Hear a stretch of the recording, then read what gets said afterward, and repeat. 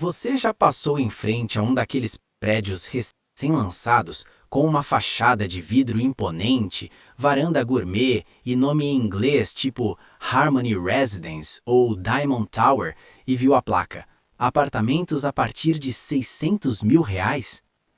Aí você olha para o lado e vê um sujeito saindo do estande de vendas. Ele tem a mesma idade que você, veste roupas parecidas com as suas e muito provavelmente ganha algo próximo do que você ganha, uns 4, 5 mil reais.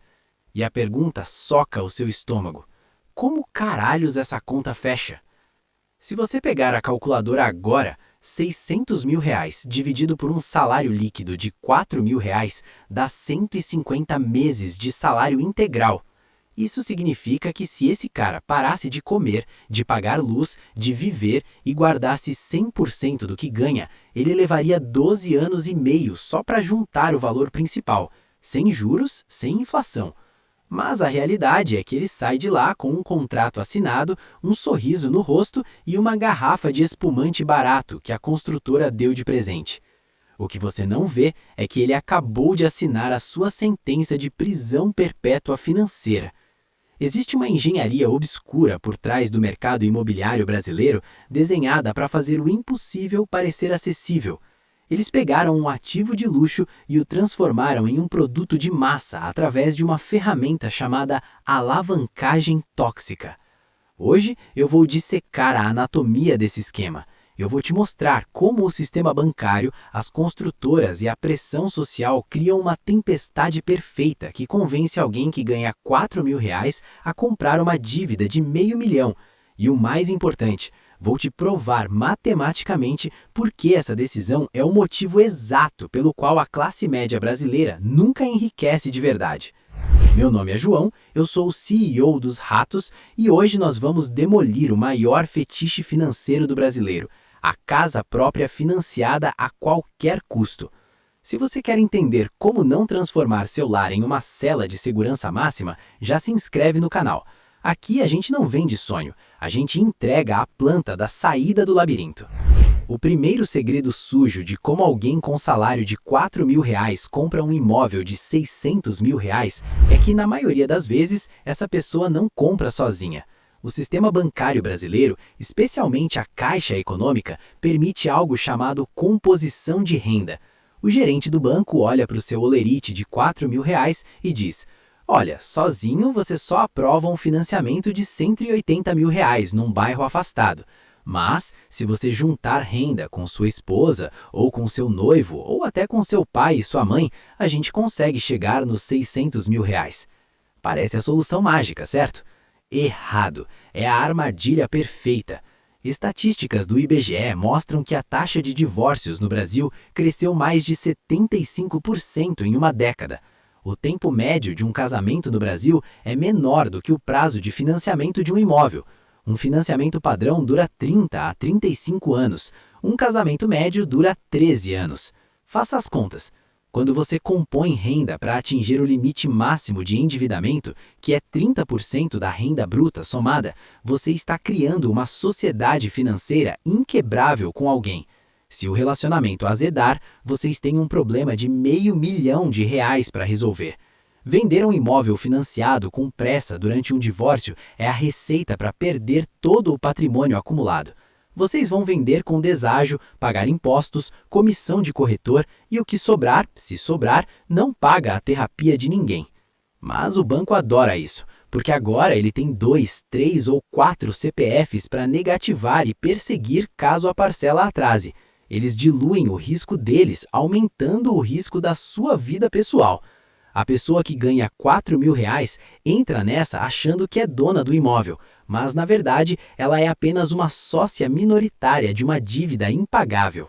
Agora vamos falar da matemática pura.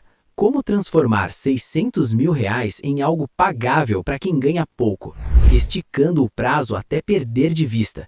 No Brasil, o padrão ouro é o financiamento de 360 meses, 30 anos, ou até 420 meses, 35 anos. O vendedor no estande de vendas usa uma tática de manipulação mental muito simples. Ele tira o foco do preço total e coloca o foco na parcela mensal. Ele diz: Fica tranquilo, a parcela começa em R$ 3.500, mas é tabela SAC, ela vai decrescendo. Daqui a 5 anos vai estar mais leve. Isso é música para os ouvidos do brasileiro que vive de salário em salário. Mas vamos analisar o que está acontecendo nas entrelinhas. Num financiamento de R$ 480 mil, supondo 20% de entrada em um imóvel de US$ 600 mil, com uma taxa de juros atual de 10,5% ou 11% ao ano mais TR, a sua primeira parcela pode ser de R$ 4.500. Mas João, eu ganho R$ 4 mil. É aí que entra a mágica da entrada parcelada. A construtora sabe que você não tem os R$ 120 mil de entrada, os 20%. Ninguém tem. Então eles fazem o ato, um sinal simbólico, e parcelam a entrada em 60 vezes direto com a construtora enquanto você espera o prédio ficar pronto e às vezes até depois. Você acumula a parcela da entrada com a futura parcela do financiamento, ou vive em um malabarismo financeiro onde o seu 13º salário, suas férias e seu FGTS já estão comprometidos pelos próximos 5 anos só para pagar a chave. E sobre a tabela SAC, sim, a parcela cai, mas a amortização, o quanto você realmente abate da dívida, no começo é ridículo. Nos primeiros anos, de uma parcela de R$ 4 mil, cerca de 3.200 são apenas juros. Você está alugando o dinheiro do banco. Se você financiar R$ 480 mil em 35 anos, a uma taxa média de mercado hoje, você vai pagar, ao final, cerca de R$ 1,6 milhão. Você comprou um apartamento para você e pagou 2 para o banco. As pessoas normalizam isso dizendo, mas pelo menos é meu. Não, não é. Até a última parcela, o apartamento é do banco. A propriedade é fiduciária. Se você atrasar 3 parcelas, a lei brasileira, Lei 9.514, permite que o banco tome o imóvel e o leve a leilão extrajudicial em tempo recorde, sem nem passar por um juiz. Você não comprou uma casa, você comprou o risco e alugou o dinheiro. Aqui é onde o sonho vira pesadelo para a maioria dos desavisados que compram imóvel na planta. O tal do apartamento de 600 mil que você comprou na planta não custa 600 mil. Durante a construção, o seu saldo devedor, o que você deve para a construtora antes de repassar para o banco, é corrigido pelo INCC, Índice Nacional de Custo da Construção. O INCC não é a inflação do supermercado, IPCA. É a inflação do cimento, do aço, do vidro e, historicamente, ele é muito volátil. Em anos de crise ou boom de commodities, o INCC explode. O que acontece? Você comprou o AP por 600 mil, deu 60 mil de parcelado de entrada, faltam 540 mil. Passa um ano, o INCC subiu 10%. A sua dívida não é mais 540 mil, ela pulou para 594 mil. Você pagou as parcelas mensais religiosamente, mas a sua dívida aumentou em vez de diminuir. É como tentar secar gelo com um secador de cabelo. Eu recebo dezenas de mensagens no canal de pessoas desesperadas, dizendo: João, chegou a hora de pegar as chaves e o banco não aprova o financiamento porque minha dívida ficou maior que a avaliação do imóvel, ou minha renda não comporta mais o novo valor. Resultado? Distrato. Você devolve o imóvel, a construtora retém uma multa pesadíssima, que pode chegar a 50% do que você pagou, dependendo do regime de patrimônio de afetação, e você sai sem casa e sem dinheiro. Essa é a roleta russa que a pessoa de R$ 4 mil está jogando sem saber. A vida de pobre premium. O custo oculto da posse. Vamos supor que o nosso herói sobreviveu. Ele compôs renda, aguentou o INCC, pegou as chaves. Agora ele é o orgulhoso proprietário de um apartamento de R$ 600 mil, ganhando R$ 4 mil, ou 8 mil somado com a esposa. Agora começa a vida de pobre premium. Um apartamento desse porte num condomínio com piscina, academia, portaria 24 horas e 3 elevadores tem um custo fixo brutal. Condomínio, R$ 800 a R$ 1.200 e sobe todo ano. IPTU, R$ 200 a R$ 300 por mês diluído. Luz, água e gás, R$ 400. Antes de comer, antes de vestir, antes de viver, esse imóvel já está sugando quase R$ 2 mil do orçamento mensal. Some isso à parcela do financiamento de R$ 3.500. Estamos falando de um custo de moradia de R$ 5.500. Se a renda familiar é R$ 8.000 líquidos, sobram R$ 2.500 para supermercado, transporte, farmácia, educação dos filhos, lazer e vestuário para 2 ou 3 pessoas. A conta não fecha.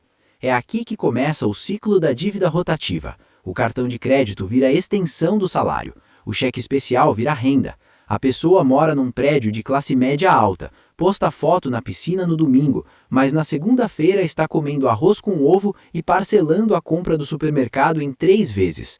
Eles vivem numa prisão de ouro. Não podem sair para jantar, não podem viajar, a não ser se endividando mais no CVC parcelado em 12 vezes. Não podem trocar de carro, o apartamento devorou a qualidade de vida. Eles se tornaram escravos das 4 paredes que compraram para se sentirem seguros. Que segurança é essa onde qualquer imprevisto médico ou uma demissão transforma sua vida num inferno financeiro em 30 dias? O custo de oportunidade, onde os ricos ganham e os ratos perdem. Agora, prepare-se para a parte que vai doer nos defensores de tijolo é moeda forte. Vamos falar de custo de oportunidade. O argumento clássico é: mas aluguel é jogar dinheiro fora. Será? Vamos usar a matemática, não a emoção da sua avó que viveu na época da hiperinflação. Um apartamento de R$ 600 mil costuma alugar, na média brasileira, 0,4% a 0,5% do valor do imóvel por uns R$ 2.800 a R$ 3.000. Lembra da parcela do financiamento? R$ 3.500 inicial, mais entrada gigantesca e juros. Se você pegar os R$ 120 mil que daria de entrada, supondo que você tivesse, e aplicasse num tesouro IPCA+, que paga a inflação mais 6% ao ano, e se você pegasse a diferença entre a parcela do financiamento e o aluguel e os custos de manutenção que o proprietário paga, IPTU, reformas, taxa extra de condomínio, e investisse tudo isso mensalmente, em 30 anos você não teria apenas um apartamento velho de 30 anos que precisa de reforma hidráulica e elétrica. Você teria acumulado um patrimônio líquido em investimentos que poderia comprar 2 ou 3 apartamentos iguais à vista, vivendo de renda passiva. Quando você financia, você paga juros compostos para o banco. Quando você investe e mora de aluguel estrategicamente, você recebe juros compostos do mercado. A diferença de estar de um lado ou do outro do balcão de juros é o que define quem vai se aposentar rico e quem vai se aposentar dependendo do INSS. Mas o imóvel valoriza. Sim, imóveis valorizam, mas na maioria das cidades brasileiras, nos últimos 10 anos, a valorização imobiliária mal cobriu a inflação real e os custos de manutenção e reforma. Descontando a inflação, o ganho real é pífio comparado ao mercado financeiro ou a bons fundos imobiliários, FIIs, onde você recebe aluguel isento de imposto de renda sem ter que consertar vazamento de ninguém. Por que então todo mundo continua fazendo isso? Por que o cara de R$ 4.000 insiste em dar o passo maior que a perna? Porque fomos programados culturalmente. No Brasil, ter a casa própria é o atestado de vida adulta. É o que separa o menino do homem aos olhos da sociedade. Existe uma pressão da família. Casou, tem que comprar casa. Existe o medo irracional. E se o dono pedir o imóvel? Como se mudar fosse o fim do mundo e não apenas um fim de semana de trabalho. Existe a falácia da estabilidade. A gente acha que ter tijolos em volta da gente nos protege. Mas a verdadeira estabilidade financeira é a liquidez. Dinheiro no banco é estabilidade. Um imóvel financiado é o oposto de liquidez. Tente vender um apartamento de R$ 600 mil rápido numa crise para pagar um tratamento de saúde. Você vai ter que queimar o preço em 30%, 40%. Ter R$ 600 mil em ativos líquidos, investimentos, te dá a liberdade de ir para onde quiser, de morar onde quiser, de aproveitar oportunidades. Ter uma dívida de R$ 600 mil te ancora. Você não pode aceitar aquela proposta de emprego em outro estado. Você não pode arriscar empreender porque tem o boleto do financiamento batendo na porta. Você vira um funcionário dócil, com medo de ser demitido, aceitando qualquer sapo que o chefe mandar engolir, porque você tem uma prestação de 30 anos para honrar. O financiamento imobiliário é a corrente mais pesada que prende o trabalhador na corrida dos ratos. O sistema anti-rato. Como comprar do jeito certo. João, então você é contra comprar imóveis? Eu tenho que morar de aluguel para sempre? Não, eu sou contra comprar errado. Eu sou contra comprar na hora errada. E eu sou contra comprar para inflar o ego. Existe um jeito de ter a casa própria sem destruir sua vida financeira, mas exige paciência e estratégia, duas coisas que o brasileiro médio detesta. 1. A regra do 100/30. Nunca compre um imóvel cujo valor total seja maior que 100 vezes o que você consegue poupar mensalmente hoje, e cuja parcela ultrapasse 30% da sua renda líquida, não bruta. Se a conta não fecha, você não pode comprar esse imóvel. Ponto. Baixe o padrão. 2. Comece pequeno, a escada imobiliária. Em vez de tentar comprar o apartamento definitivo de R$ 600 mil logo de cara, compre um estúdio ou um apartamento menor, usado, num bairro em crescimento que custe R$ 250 mil. Quite rápido. Use ele como alavanca ou venda-o depois para dar uma entrada monstruosa no próximo. Ninguém começa do topo. 3. Aluguel como estratégia de enriquecimento. More de aluguel enquanto investe agressivamente a diferença. Quando o rendimento dos seus investimentos pagar o seu aluguel, você atingiu a independência de moradia. Você mora onde quiser, pago pelos seus investimentos, e o principal continua lá, rendendo e crescendo. 4. Compre à vista, ou quase. Parece impossível? Não é. Se você investir o valor da parcela que pagaria ao banco, em 10 a 12 anos você tem o valor para comprar à vista. Ah, mas 12 anos é muito tempo. 35 anos pagando financiamento é mais tempo ainda. E comprando à vista, você tem o poder de negociação. Quem chega com dinheiro na mão manda no jogo. Consegue descontos de 20, 30% de quem está desesperado para vender. A verdade brutal é que tem gente pagando apartamento de R$ 600 mil ganhando 4 mil porque aceitou viver uma mentira. Aceitou parecer rico em vez de ser rico. Aceitou comprometer 30 anos de liberdade futura em troca de uma satisfação imediata e da aprovação social. Não seja essa pessoa, não seja o rato que corre atrás do queijo que está dentro da ratoeira.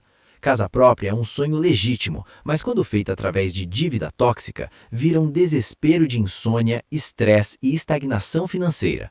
O verdadeiro luxo não é ter uma varanda gourmet envidraçada. O verdadeiro luxo é dormir com a cabeça tranquila, saber que se você for demitido amanhã, você tem dinheiro para viver por 1 ano sem trabalhar. O verdadeiro luxo é ter a liberdade de escolha. Se você quer construir riqueza de verdade, pare de tentar impressionar pessoas que você nem gosta com dinheiro que você não tem, para comprar coisas que, no final das contas, possuem você. Foque em aumentar sua renda, foque em investir, foque em multiplicar seu patrimônio. E quando a renda passiva dos seus investimentos puder pagar pela casa dos seus sonhos, aí sim você compra. E compra à vista, rindo na cara do gerente do banco. Se você chegou até aqui e entendeu a mensagem, eu quero que você deixe um comentário secreto. Escreve aqui embaixo: ovo com canela. Quem olhar os comentários não vai entender nada, vai achar que é uma receita maluca. Mas nós saberemos que você está prestes a sair da corrida dos ratos. Se esse vídeo te salvou de uma dívida de 35 anos, deixa o like. Se você conhece alguém que está prestes a cair nessa armadilha, compartilha esse vídeo agora. Vamos tirar as pessoas da matrix imobiliária. Meu nome é João e lembre-se, enquanto você dever ao banco, você não é dono de nada. Você é apenas o caseiro do seu sonho. Até a próxima!